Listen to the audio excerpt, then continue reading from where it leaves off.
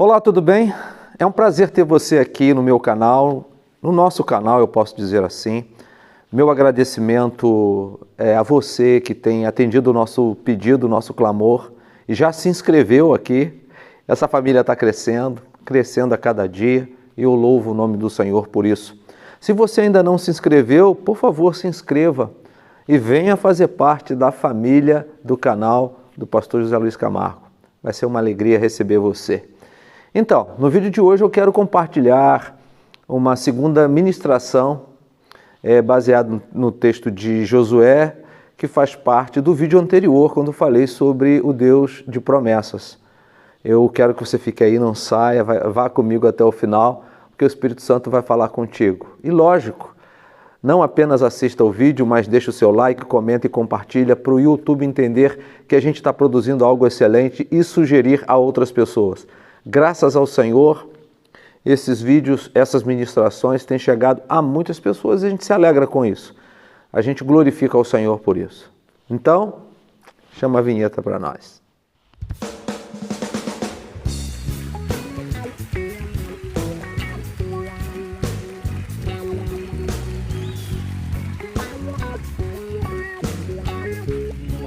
Vocês estão lembrados que no vídeo passado eu falei sobre o Deus de promessas. Um Deus que vela pela sua palavra para cumpri-la. O nosso Deus é maravilhoso. Com base em Josué capítulo 21, a partir do versículo 43 ao versículo 45, nós falamos sobre esse Deus tão maravilhoso, esse Deus tão especial, que quando promete, Ele cumpre. Mas hoje eu quero falar sobre as ações do povo para conquistar as promessas de Deus. Por que eu quero trazer essa reflexão? Porque muitas vezes nós estamos em busca das promessas e recebemos as promessas, mas não conseguimos entender que há uma parte nossa a ser feita. E a gente sabe que o Senhor já nos fez as promessas, nós sabemos que o Senhor, assim como ao seu povo, prometeu, cumpriu, deu vitórias contra os seus adversários. Isso tudo nós entendemos pela leitura da palavra de Deus. O Senhor concedeu a terra, o Senhor deu vitória ao povo, ou vitórias ao povo contra os seus inimigos, mas o povo precisou lutar, o povo precisou fazer a parte dele. E é aqui que eu desejo concentrar a nossa reflexão neste vídeo. Porque quando a gente lê o texto, parece que as coisas aconteceram com muita rapidez, né? Na velocidade que lemos, parece que foi daquela forma ali. E não foi. A promessa aconteceu, o cumprimento da promessa aconteceu, a vitória que o Senhor deu ao seu povo sobre os seus inimigos também aconteceu, mas não foi algo rápido, foi algo demorado. Sim, foi algo muito demorado. Agora, vocês já imaginaram como é a logística para uma guerra? Eu não sou militar, mas eu fico imaginando que ninguém entra numa batalha sem, eu diria, planejamento. É imprescindível ter planejamento para entrar numa batalha, mesmo que você tenha uma palavra de ordem dizendo: você vai entrar nessa batalha e você vai vencer. A palavra foi liberada, mas você precisa de planejamento. E esse planejamento, ele deve ocorrer muito antes da batalha.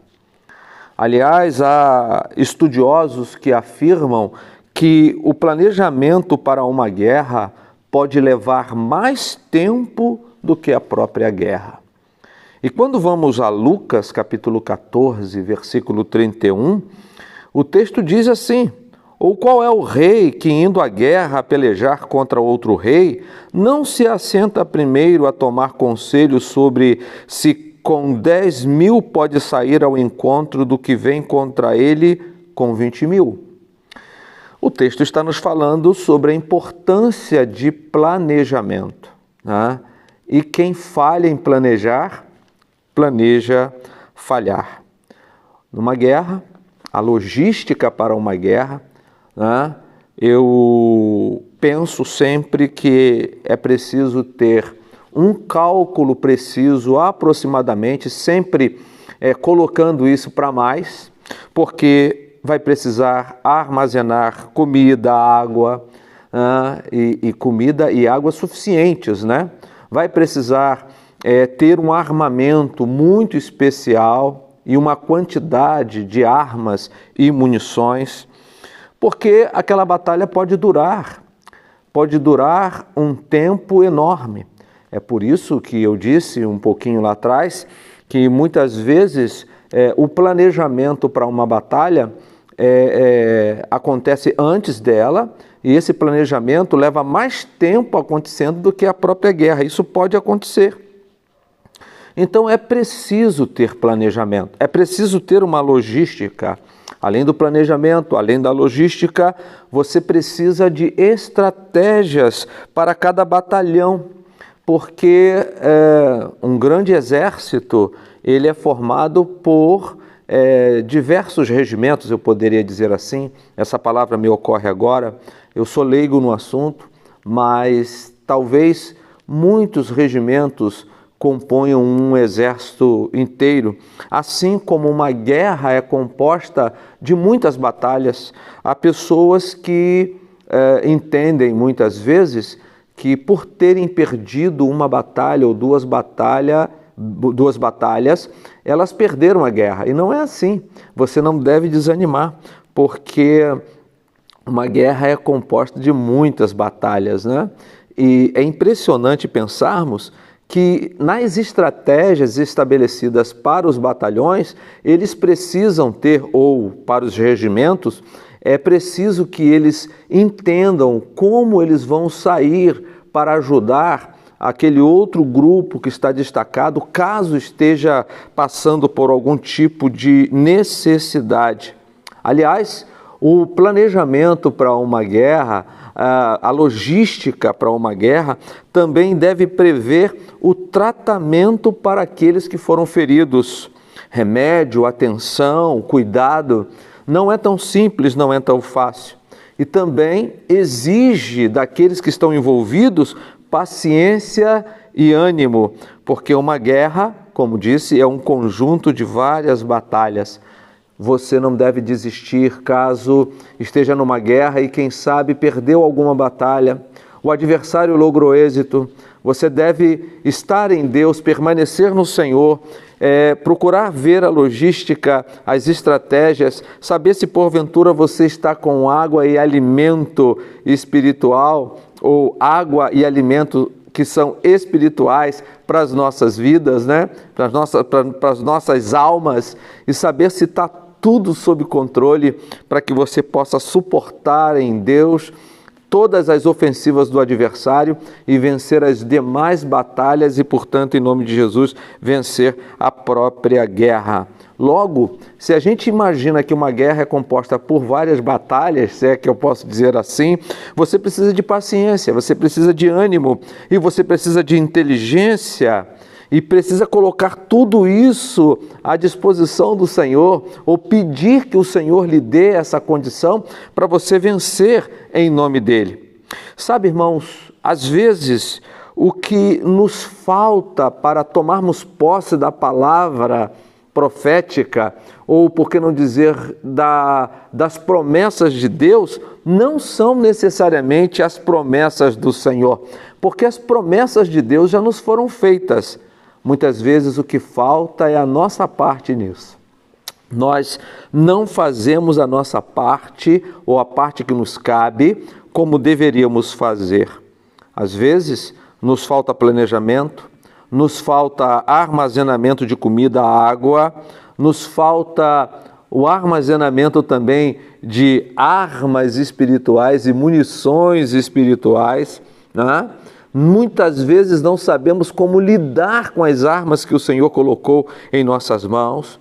Nos faltam estratégias que possam nos garantir êxito contra o nosso adversário. E aí um exemplo interessante é o exemplo de Jonatas e o seu pajem de armas, que está aqui no primeiro livro de Samuel, no capítulo 14, Porque o texto vai nos dizer assim: disse, pois, Jonatas ao moço que lhe levava as armas: vem, passemos a guarnição destes incircuncisos, porventura operará o Senhor por nós, porque para com o Senhor nenhum impedimento há de livrar com muitos ou com poucos. Então o seu pajem de armas lhe disse: faze tudo o que tens no coração, segue, eis-me aqui contigo, conforme o que quiseres. Disse, pois, Jonatas: eis que passaremos aqueles homens e nos revelaremos a eles.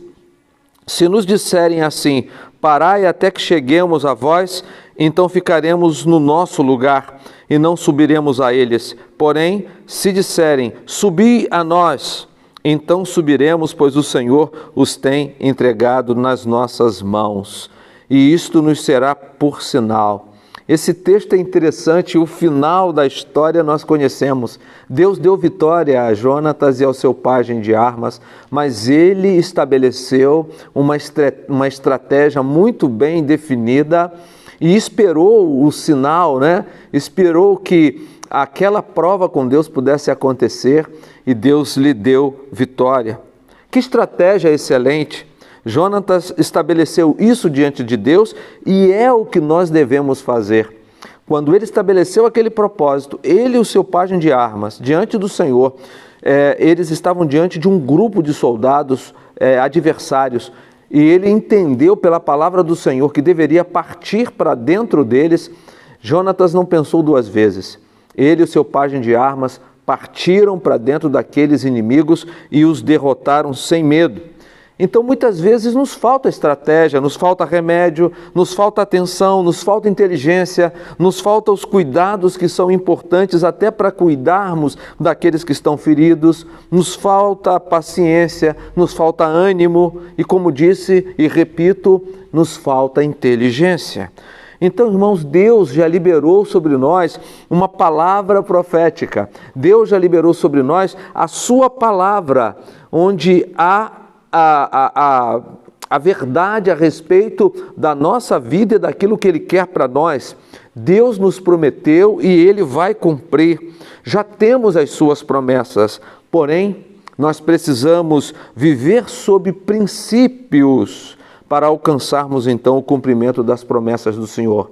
E viver sob princípios é termos em mente que precisamos sim de planejamento, precisamos de uma estratégia ou de várias estratégias, precisamos de uma logística bem estabelecida, de paciência, precisamos de inteligência, precisamos de armamento espiritual, precisamos de alimento, precisamos de água, precisamos de remédio, precisamos, enfim, de muita coisa, porque essa é a nossa parte nessa guerra, nessa batalha, para conquistarmos as promessas que Deus já nos fez.